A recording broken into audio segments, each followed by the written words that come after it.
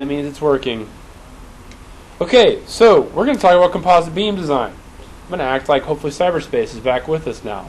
Okay, we're going to talk about composite beam design, and we're going to be starting out with reinforced concrete, and this is a nice parallel to things that we're going to be talking about coming up. Okay, nice parallel.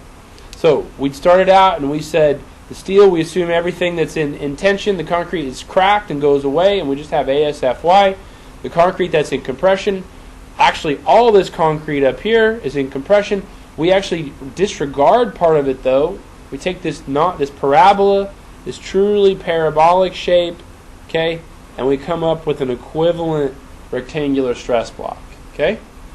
Okay. And we said the depth is A. Does anyone remember the equation for A?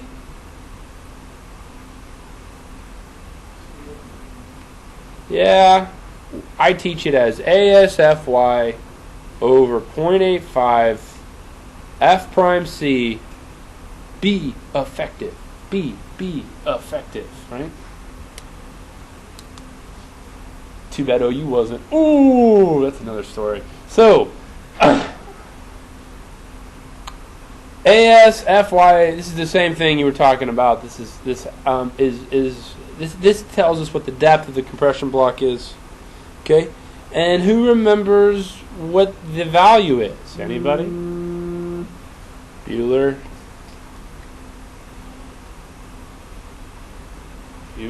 Anybody? Ugh. There's a concrete teacher crying somewhere right now. It's beta 1 times F prime C. What's beta 1?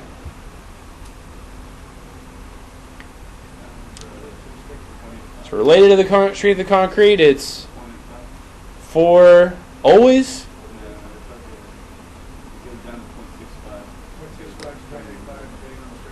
That's right. The lower the beta. What are the numbers? 4,000s where you start? I think it's 6,000 or maybe 6,500. I don't remember. Okay. Everyone needs to look up beta 1. Okay? That's what that value is. Oh, okay, cool. Hey, now we're going to do a composite beam. Okay? And when we do composite beam designs, there's going to be two flavors. Two flavors. Plastic neutral axis is in the beam. Is in the girder. Flavor number 1. Flavor number 2 is plastic neutral axis is in the deck. This is not hard. Not hard at all. You've done something very similar to this past when you've talked about over-reinforced and under-reinforced concrete beams. And if you don't know what that means, you better go look it up. Okay? Okay. Composite beam design. Plastic neutral axis is in the girder. This is the one we want. This is the one that's good. This is a good idea. This is the one that, with you as the designer, you can force it to happen if you want to. And I highly recommend it. You should double star it. Maybe put a smiley face by it. Okay? It's what you want. Oh, that's right. You guys don't do those. Emoticons. There you go. Okay. Plastic neutral axis is in the beam. We're going to come up with a stress diagram.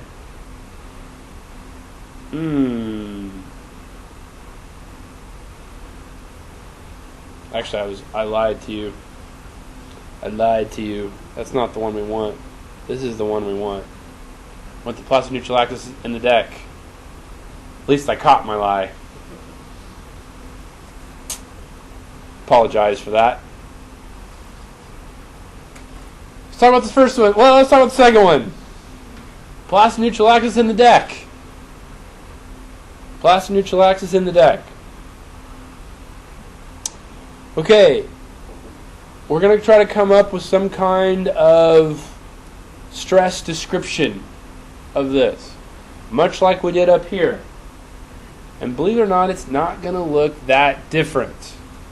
We assumed all the concrete below the plastic neutral axis was cracked, right? And it was gone, and we only count on it on the steel, right? Oh, look. we're going to do the same thing down here. We're going to assume all the concrete below the plastic neutral axis is cracked, and we're only going to rely on the steel. The only difference is in the past we had little bitty bars. Now we got a big old W shape. Okay, so we get to do the same thing. We go to the centroid. One could think of this as, if you wanted to get all nerdy, you could think of this as something looking like that. And if you had like a hybrid girder, what's a hybrid girder again? Fy is not constant throughout the girder. If you have a hybrid girder, then you would have to do something like this. You would have to come up with a resultant for this, a resultant for the web, and a resultant for this. You got everybody with me on that? Okay? But instead, if it's all the same Fy, we can just go to the centroid. We don't have to think about all these different stress diagrams, and we can just use one resultant. And the value is equal to As times Fy.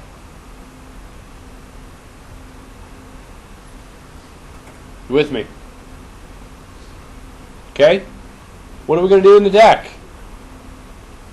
Everything above the neutral axis. What are we going to do? It's concrete. So how do we handle that? We're going to use the stress block again.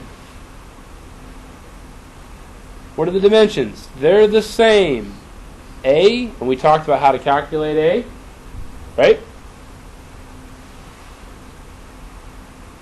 And what's this dimension?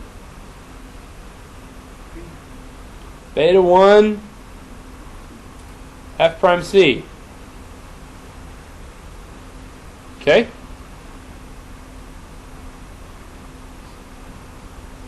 Okay, that's cool. Composite beam now. What do we do in this case? Neutral axis is now in the girder. Remember, that's the one we don't want, as I so elegantly pointed out, right? Well, not that we don't want it. We can live with it. We can still calc it, but it's not ideal. We'll talk about why coming up. Okay, if the plastic neutral axis is here, what are we going to do?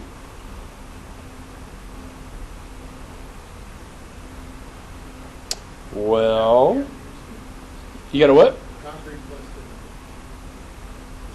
Yeah. You're going to have similar type stuff. We're still going to have this compression block, which I'm going to draw on this side. Well, whatever. I'll draw it back on this side. Still going to have a compression block, and it's going to be the same. It's still A. It's still 0.85. No difference. Or I'm sorry, not 0.85. Beta 1. Beta 1. Okay? No difference. Now I'm going to have some steel in compression. Remember, we're talking about a plastification here. We're talking about at the nominal moment, right before failure, all right? Okay? So we're going to have some...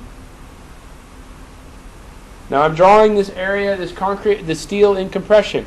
Now, please realize, I may have to draw something for the top flange and then some little bit for the web. It's going to depend on where the plastic neutral axis falls. Okay? It's going to depend on where it falls. Okay?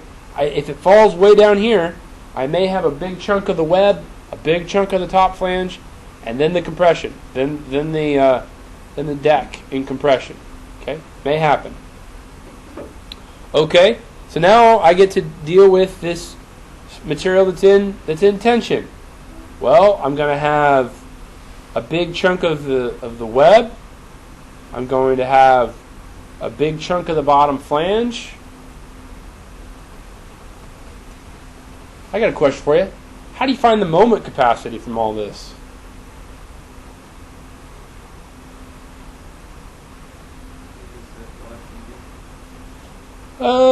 You're on the right path. You're right. You're going to find the resultant for each one of these. Okay? Whatever their individual AS and FYs are, you're going to multiply those by their moment arms. Okay? But you're going to do the same thing for the top. Multiply that by its moment arm. You have to find a result in here. We're going to multiply it by its moment arm. Okay? Okay. Not that bad. We'll work some problems coming up. Show some examples. Remember, there's two flavors. Plastic neutral axis in the girder. Plastic neutral axis in the deck. Okay? Now, let's see. Do I badmouth these coming up? I don't immediately. So let me talk about them right now. Now, we would much rather prefer this case. This is what we'd much rather have happen. Okay? And then the question you always ask yourselves is why? Okay? Why would we much rather have this one? Why is this one so much better? Well, the reason why is because if we look at the tension, if we look at the strains at failure up here, they're low, aren't they? If we look at the strains at failure down here, they're high. Okay? When steel starts to fail, starts to yield,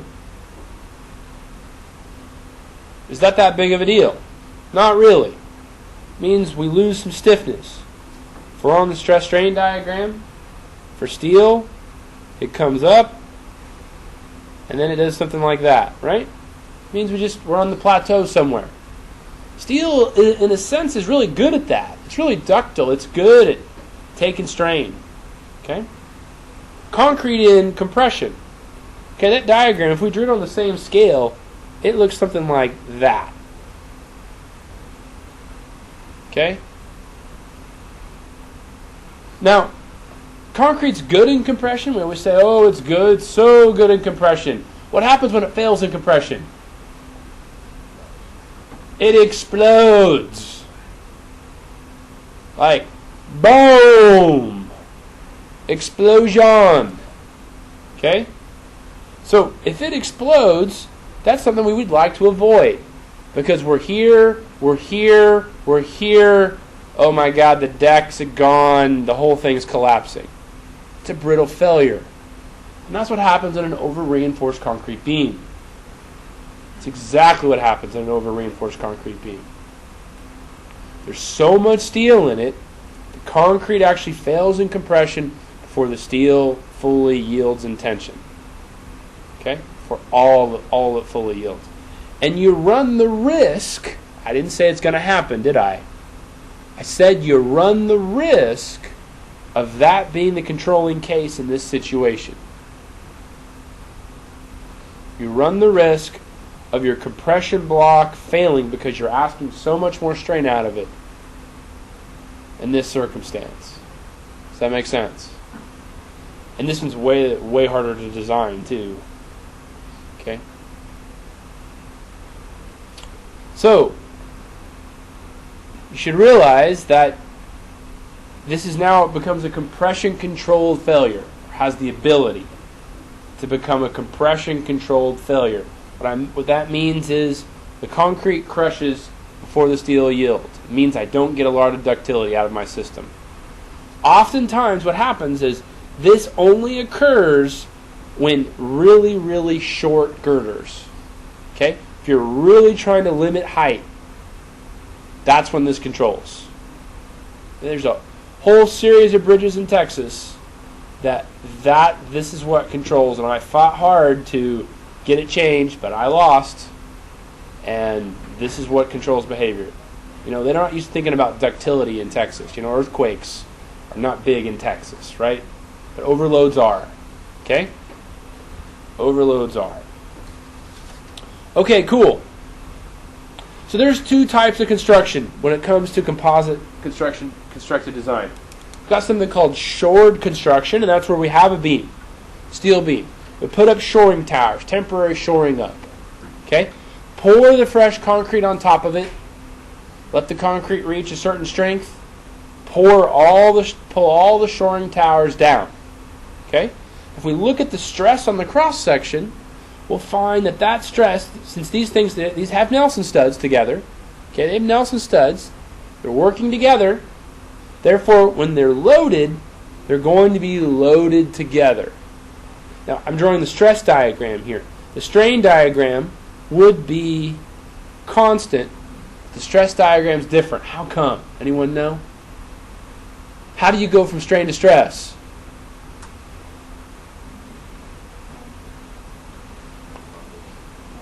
Modulus. What's the modulus of steel? 29,000 KSI. What's the modulus of concrete? Yeah, it's 8. It's about a factor of 8 less.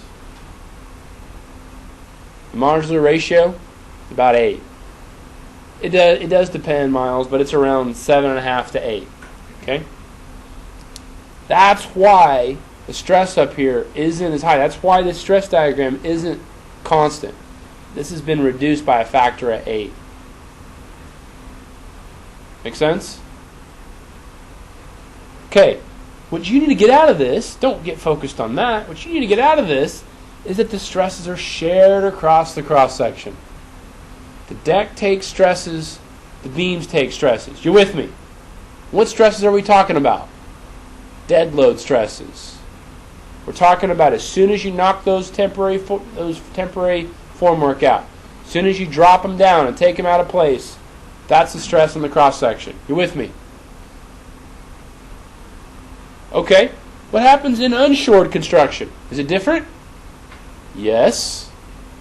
There's no shoring underneath. And you pour the fresh concrete on top of the beam, and the fresh concrete causes the beam to deflect. Okay? When the concrete hardens, when the concrete's poured, what is it? It's a liquid, isn't it? And all the load's being held by the beam, isn't it? And then when the concrete hardens, it becomes a solid, doesn't it? And guess what? There's no load on it. It's not even holding its own self-weight. Not as a bending member, at least. So the stress in the cross-section is idealized to look like this. This is really important to understand. Okay? Major essay questions coming on this. Okay? So the stresses on the cross-section actually look like this. Again, that's dead load. It's dead load only. What does that mean? How does that change things? It means, in this case, when you start to put live load on top of it, are they going to be sharing the loads then? Sure they will, because they're composites. They'll be sharing the loads. But when you add the stress from the live load plus the stress from the dead load, you're going to hit yield first in this case, aren't you? This one, they're going to be sharing everything, aren't they? You with me? Okay. How about ultimate strength?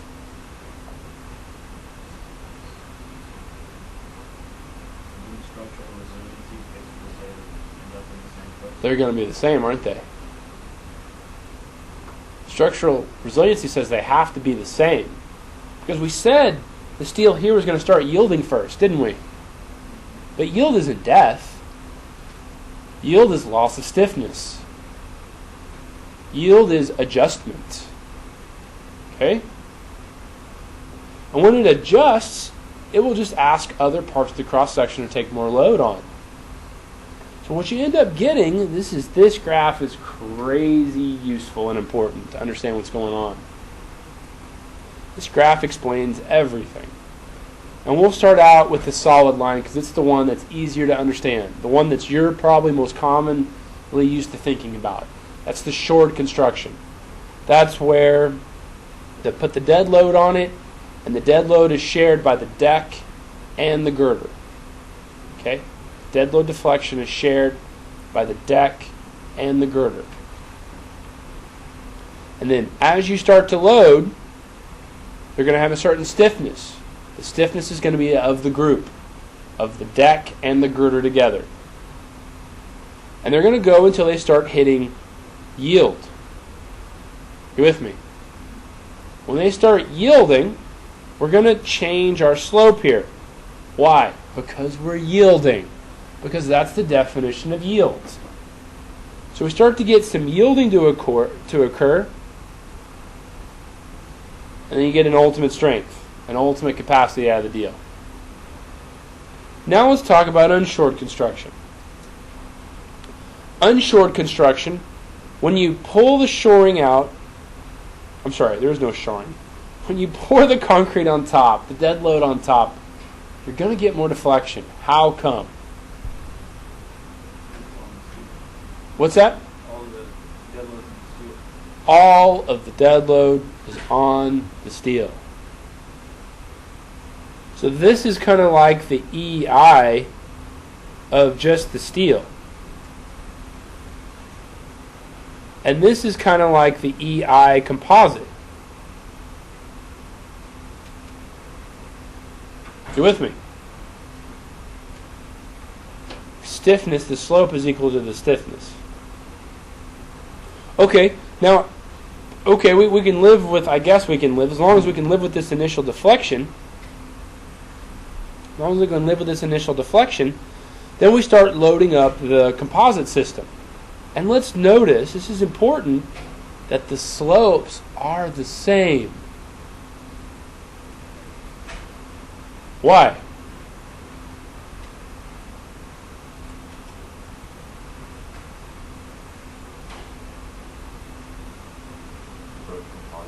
They're both composite, aren't they? This was composite, has been from the get-go. This is composite because the two things are hooked together. Okay? Now we load. This one yields before this one does. Why?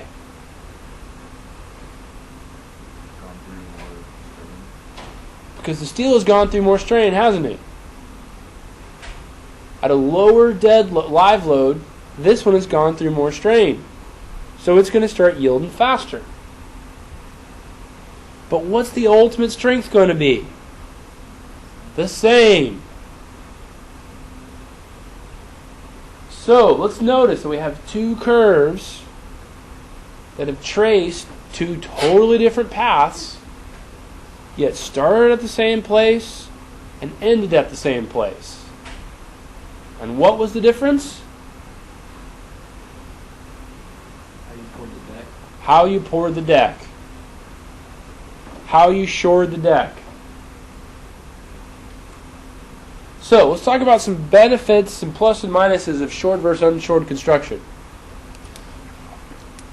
Okay, so let's I guess you could say, if we just focus on structural aspects first, then we'll focus on non-structural aspects, okay?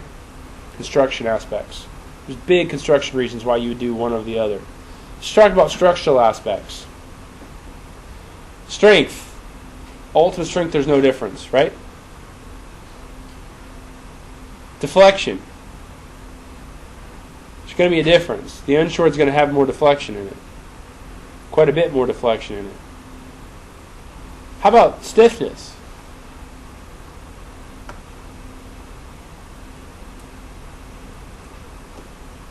Well, in this case, where the zone where we primarily used them, the stiffnesses are exactly the same. No difference in stiffness. Remember, stiffness is the slope of the line. So there's no difference in stiffness from live load. Okay, no difference in stiffness from live load. Yet one would have more deflection. Now let's talk about construction. What are some benefits of unshored construction? At expense. You don't have to pay for those stupid forms.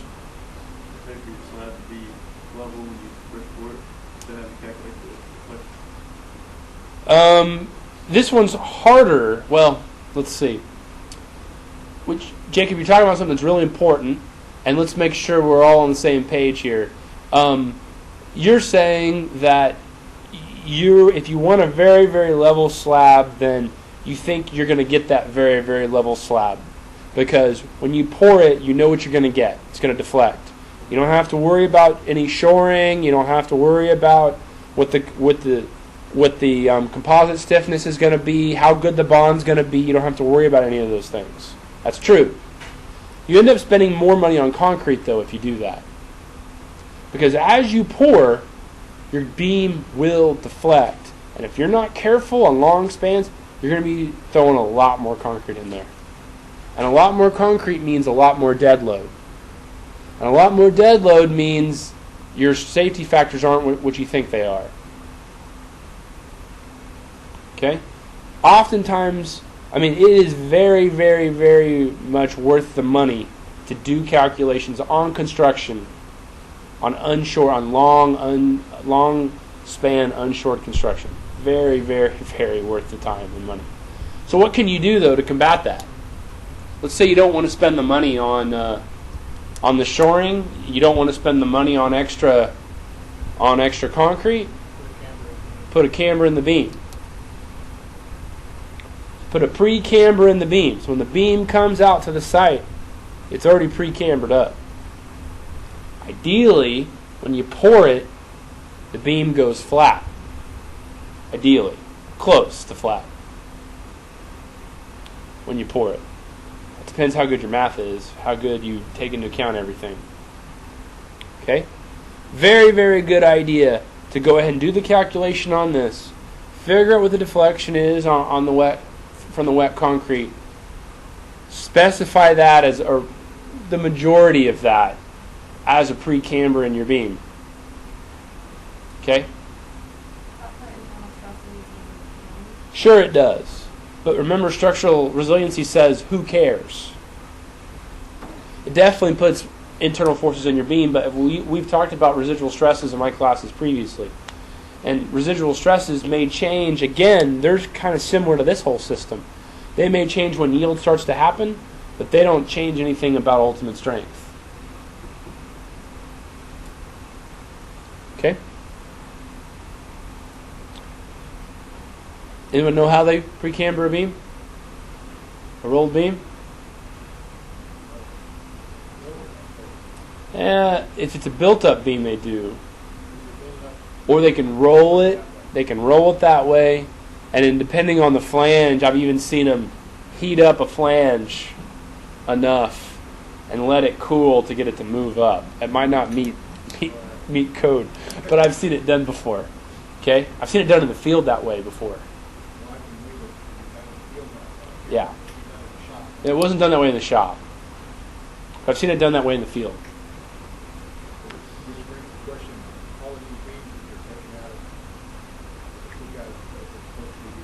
The I-40, crosstown.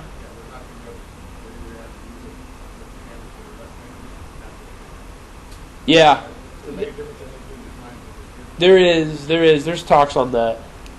You're right. But that's a small thing to overcome for free beams. Again, please realize the type of construction has no impact on the ultimate strength. But the type of construction can definitely have an impact on your deflections, on the amount of concrete you need, on lots of other things. Okay?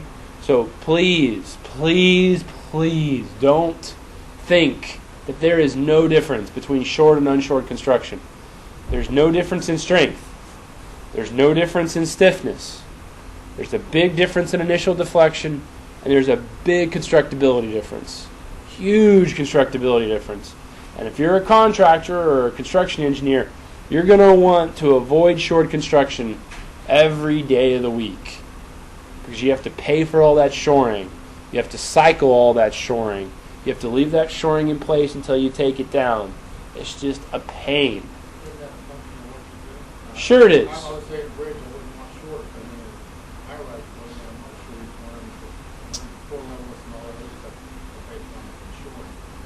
The pour rates are, but wouldn't they love not to have shoring?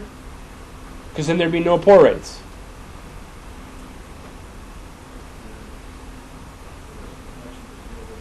There's a lot of deflection to deal with, and that's a cost-benefit analysis, isn't it? It's a cost-benefit analysis.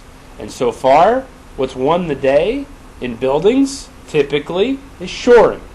And it's around 2 to 3 stories. And it depends. In the fall, concrete doesn't gain strength as fast. And you may have to go more storage before you can cycle those shorings. But you ask that contractor if they would prefer to cycle the shoring, and the answer would not only be yes, but it would be HE double hockey stick yes, okay? They would love to move that shoring, okay? That's just something else that's in their way. So, but they usually can't. It's usually not allowed. Depends. Depends on lots of things. Okay? Lots of different things. Okay, so now let's talk about effective slab width. Now, when we're working these problems and we have these beams, we would love to be able to take into account the entire width of the slab. That doesn't work out though. Okay? It's not kosher. This idea that whenever we load these beams up, there's only so much slab on each side that can actually contribute. Okay? So, what's the rule? You have to look at each one of these things for one side. So if you have like a cantilever on one side and like a connection on the other side, you may have two different slab widths you have to add together. Okay? That you actually get your B, your B effective. Okay? You either use 1/8 the beam span, so that's into the page, 1/2 the girder spacing, or the distance to the edge of the slab. And please realize that you could have one of these calcs for one side and one of these calcs for the other side, depending on the situation. Interior girders, usually only one of these control for both sides. Usually. For exterior girders, that's not the case.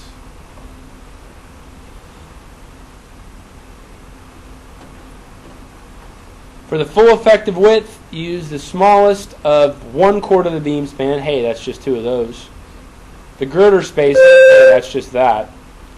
Or the sum of the side spacings. Okay? The cantilever plus whatever's on the other side. It's just mathematically saying the same thing we said logically. Okay? Good.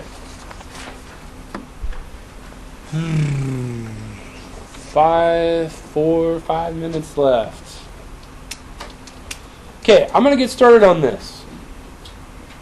For composite beam design, one can design for any of the following situations. Non-composite, full composite, or partial composite. It is possible, it is feasible, one can design. It's possible. A non-composite design is silly. Why would you do that? For a few $100s, you can get so much more capacity. Do non-composite designs still exist today? Would you expect to have to evaluate a non-composite structure in your career? Yeah, composite design started in 1942, World War II. They're rebuilding Germany when they started to use composite design. Okay, people had talked about it before then, but no one really used it. Okay, when they started to rebuild the country, that's when they really start to look for saving every penny they possibly can. Pretty much any bridge or structure built before 1942 is non-composite. Okay? There's a lot of bridges and a lot of buildings built before then. But going forward, it's kind of silly to build a non-composite design. Okay? Full composite designs require a significant number of studs. Partial composite design may be the best choice, but there's still some unanswered questions. That just is what we were talking about previously. With the fatigue performance of the Nelson studs, with the quality of the welds on those Nelson studs, there's just concerns. Okay? And so we will only be designing full composite sections. I'd actually really like to teach you how to design partial composites, but if the code's not going to allow you to, they're not going to for about 10 years, we got other things to talk about. Okay? Recall that based on proportioning, the plastic neutral axis is either in the deck or in the steel beam. That's what we talked about before. Right? It's where it is, the deck or the steel beam. And we're going to break this up. We're going to break this up into, if the plastic neutral axis is in the deck, we're going to use this technique. Plastic neutral axis is in the girder. We're going to use this technique. Which one do we prefer? The deck. It's canned solution, actually. It's easy. You're going to A is equal to ASFY times divided by 0.85 F prime C B effective. You're just going to sum moments. It's just ASFY times D over 2 plus T sub S minus A over 2. Really, really similar to ASFY times D minus A over 2. Really, really similar. Okay? Really similar. What you've done in the past.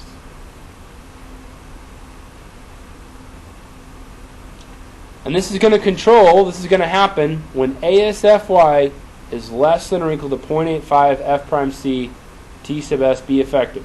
This, ladies and gentlemen, is the equation that decides everything. Check this equation. If this is true, use this technique. Check this equation.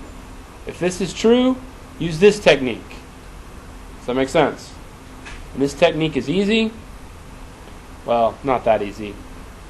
You're going to find out where the forces are equal. Hey, we've done that before.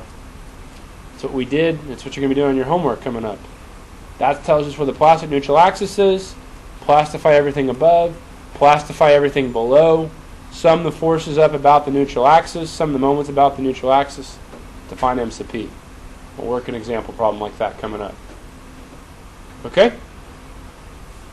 Okay.